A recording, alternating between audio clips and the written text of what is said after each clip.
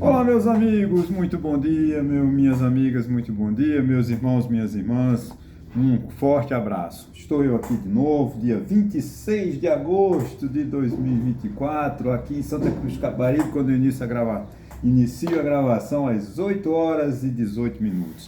Meu muito obrigado aos 491 amigos, é muito bom, estou muito bom, muito feliz. Essa semana ganhei 3 amigos, é muito bom. Você ainda que não se inscreveu no meu canal, corra, me dê essa alegria. Peça para um amigo para se inscrever no meu canal. Vamos fazer com que a gente cresça para que o final do ano eu passe de 1000 inscritos. Eu preciso muito da sua ajuda. Muito obrigado mais uma vez. Eu quero deixar claro aqui embaixo o meu e-mail, o meu telefone. Caso queira entrar em contato comigo, fiquem à vontade. Hoje eu vou falar de um assunto, hoje que eu vou falar de 2 assuntos, mas o título principal é: o Brasil e Colômbia reconhecem as eleições da Venezuela. Pois é, como todos nós sabemos, é o papo do dia, da esquina, né?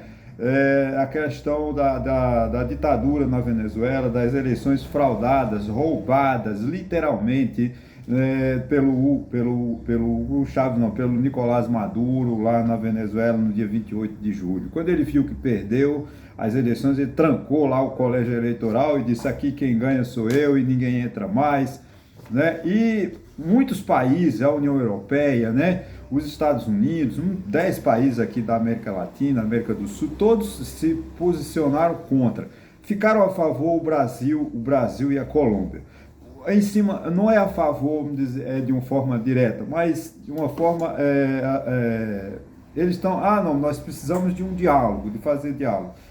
Aí assinaram uma nota muito fajuta, o presidente brasileiro com o presidente da Colômbia, dizendo que querem as atas, né? Que o presidente da Venezuela apresenta as atas de votação. É claro que ele não vai votar, porque a Suprema Corte da Venezuela, que é controlada pela ditadura, já disse que a eleição encerrou-se, que não tem mais assunto e pronto, acabou. Isso vai gerar o quê? Qual é o problema disso aqui? Nós sabemos que tanto a Colômbia quanto o Brasil sempre foram amigos, né? Amigos pessoais, o presidente Lula, dos ditadores da Venezuela, o Nicolás Maduro e também o Hugo Chávez, bem como também a ditadura de Cuba, a ditadura da China, a ditadura da Rússia. Faz parte do processo ideológico. Não estamos aqui condenando, não é crítica, não é nada. É apenas uma realidade.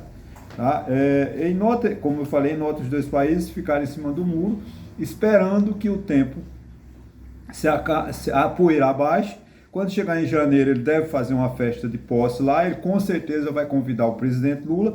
O presidente Lula, se não for, mandar seu representante, que é o Celso Amorim, ou qualquer outro, para disfarçar. Mas as relações continuam as mesmas e tudo bem, e vamos embora, que a ditadura na Venezuela continue com apoio do Brasil. Aí vocês, mas Antônio, o que é que Lula poderia fazer, ficar contra? Eu não sei.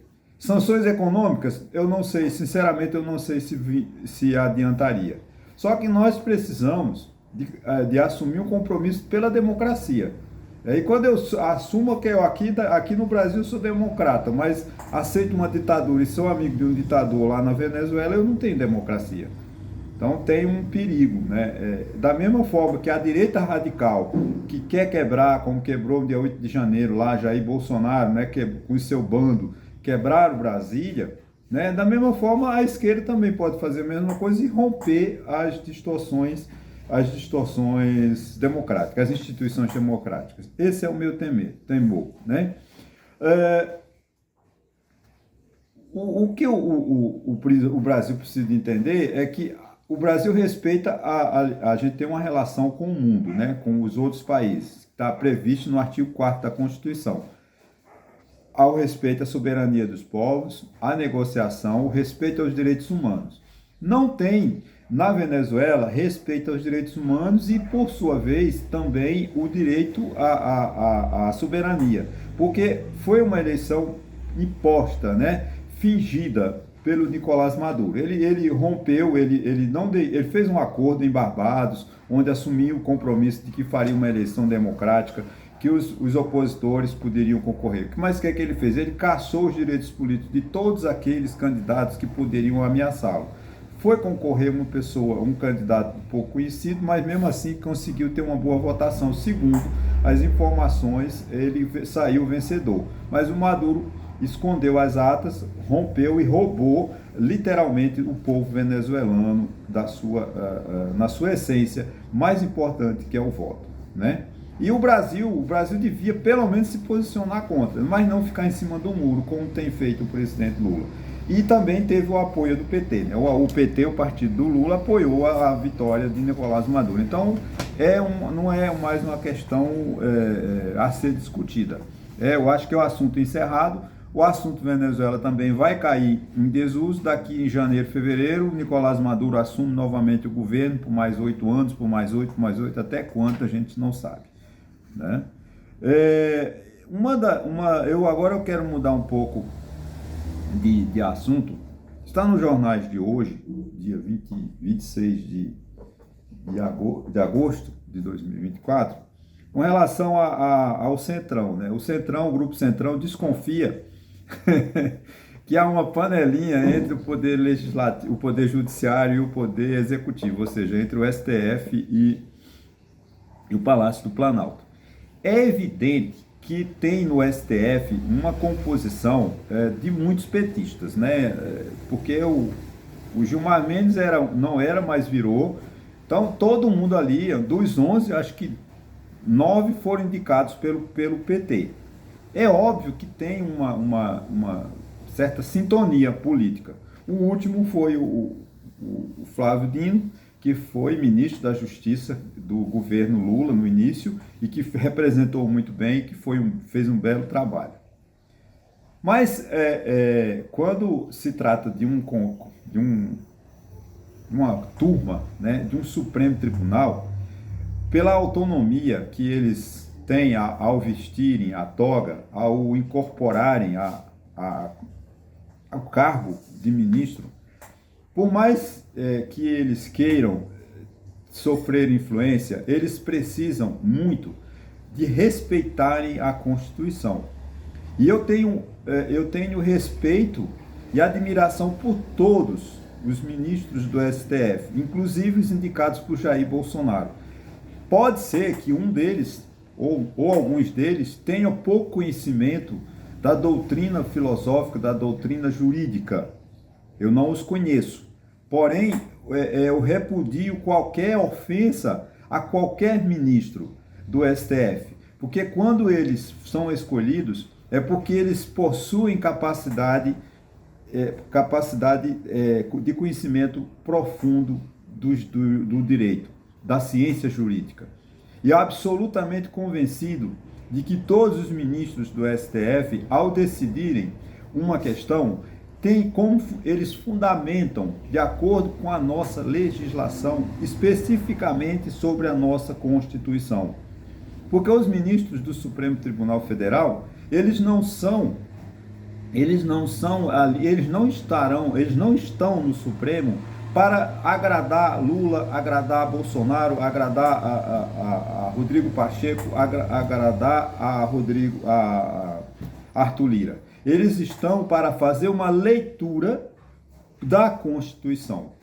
Porque é um orgulho de nós brasileiros que temos uma Constituição que foi fundada nos princípios democráticos. Foi uma Constituição trabalhada, discutida, questionada e promulgada nos parâmetros da democracia. Como diz o saudoso Ulisses Guimarães, né? Traidor da Constituição é traidor da pátria.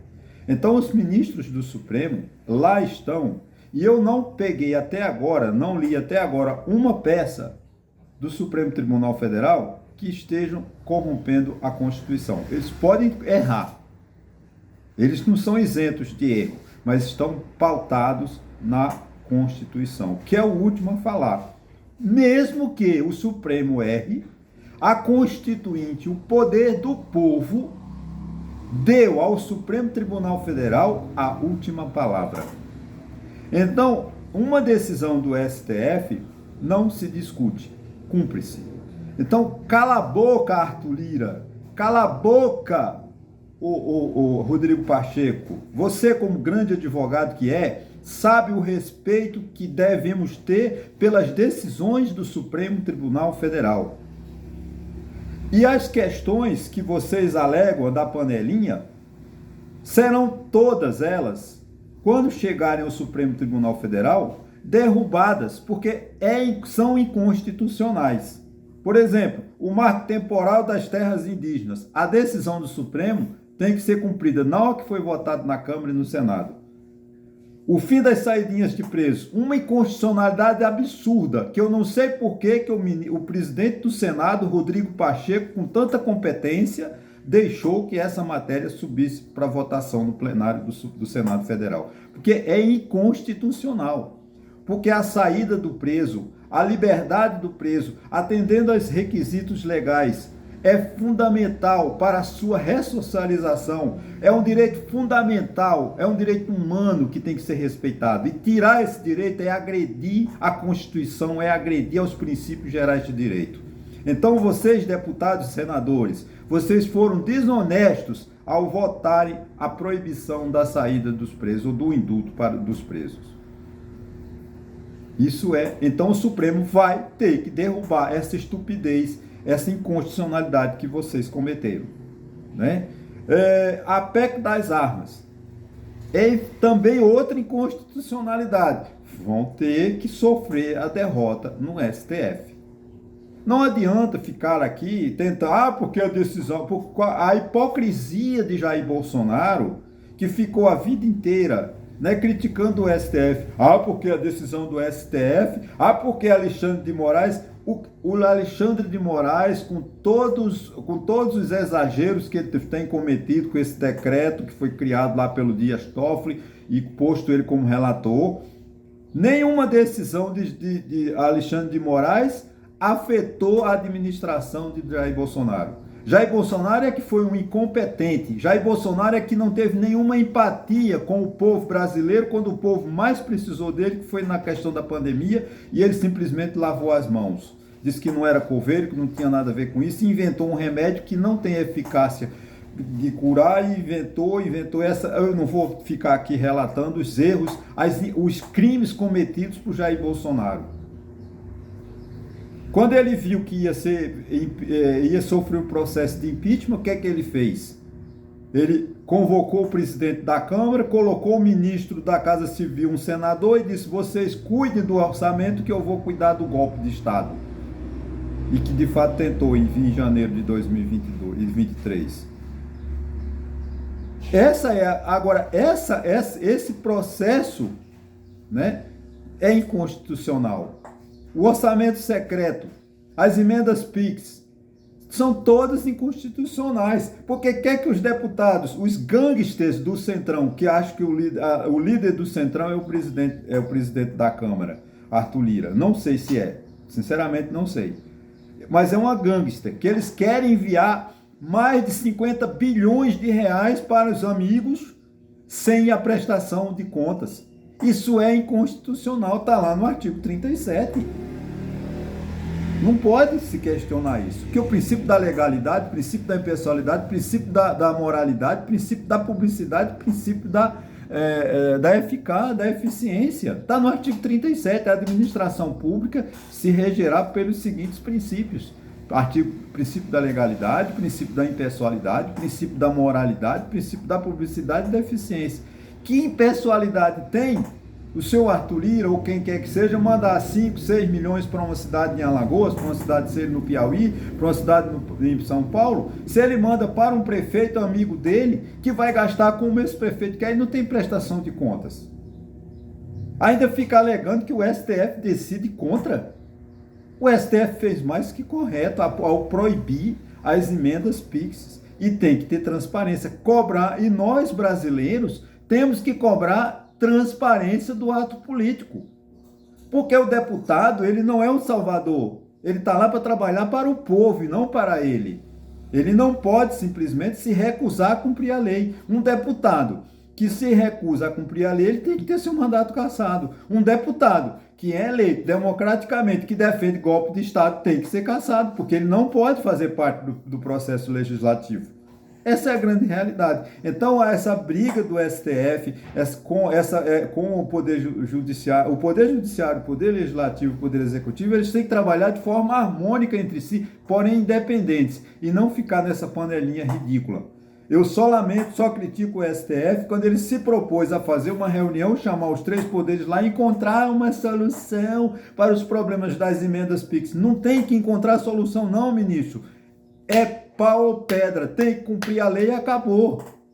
O orçamento secreto não pode existir, as emendas PIX não podem existir sem a devida informação, quem pediu, quanto mandou, para que serve e como foi gasto. Isso é honestidade, é os princípios da Constituição que estão em voga. E não a vontade de Arthur Lira. Deixa Arthur Lira chorar.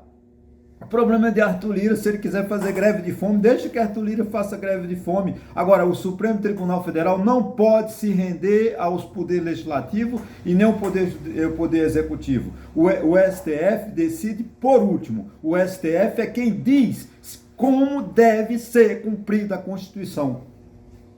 Não importa se a decisão do Supremo vai me desagradar, mas é o Supremo que fala por último. Então, Arthur Lira, Lula, Bolsonaro, Pacheco, vocês que não concordam com as decisões do STF, calem a boca e fiquem no seu lugar, mas deixe que os ministros do STF decidam, porque são eles os intérpretes finais da Constituição. Cabe a nós, formadores de opinião, a nós advogados, a nós juristas, assim, fazer a crítica, fazer o estudo, fazer a análise. Agora, as decisões do STF apenas só têm que ser cumpridas e nada mais. Olha, gente, muito obrigado, desculpa o desabafo, mas é uma realidade, porque essa briga desonesta da antipolítica que Arthur Lira está fazendo, colocando em risco as decisões do STF, nos levará para um caos. Não podemos ter horror à política. A política é essencial para a nossa sobrevivência. Não há como a gente apoiar políticos medíocres como foi Jair Bolsonaro. Não estou falando da pessoa de Jair Bolsonaro. Agora, como político, ele é um medíocre. Como é esse que está aparecendo em São Paulo, o Bolsonaro 2, que é o tal do Marçal. A política é para ser feita com honestidade. Política é ser feita para ajudar o povo, não para privilégios, não para mandar você 50 bilhões de reais sem orçamento, sem passar pelo orçamento, sem divulgar, sem prestar conta com a sociedade. Isso é uma falta de respeito, é uma falta de consideração ao eleitor que elegeu esse deputado. Medíocre do deputado que defende as emendas PIX, medíocre do deputado que diz que a decisão do STF. E outra coisa, é mais uma inconstitucionalidade que não pode persistir. O povo brasileiro tem que se manifestar contra essas decisões, essas emendas que são postas em votação numa espécie de ameaça, numa espécie de vingança, que é o poder do Senado Federal e de mudar decisões do Supremo. Se isso acontecer, gente, é o fim do mundo, é um absurdo. As decisões do Supremo não podem ser modificadas pelo Senado, elas têm que ser cumpridas. Todas as regras que como o Supremo deve agir está lá no seu regimento interno, está na Constituição brasileira. Não é o Senado que vai modificar para seu benefício, para beneficiar Bolsonaro, para anistiar Lula, quem quer que seja. Ou para beneficiar Arthur Lira, que quer continuar mandando suas emendas secretas. A decisão do Supremo tem que ser de acordo com a Constituição de 1988, que foi uma Constituição elaborada pelo povo.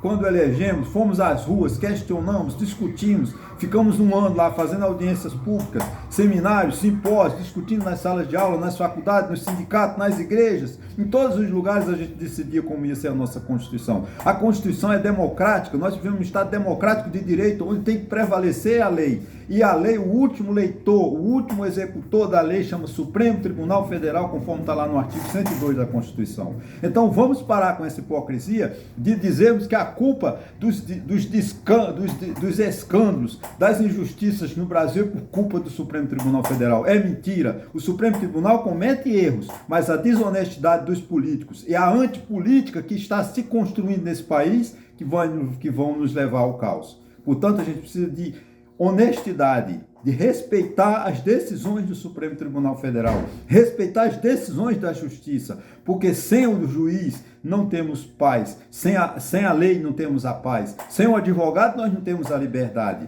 Nós precisamos dessa bandeira da honestidade, da transparência, do respeito às decisões judiciais. E não ficar nessa hipocrisia, essa briguinha entre compadre, entre comadre em Brasília, desrespeitando a Constituição, desrespeitando a soberania do povo brasileiro. Muito obrigado e até a próxima.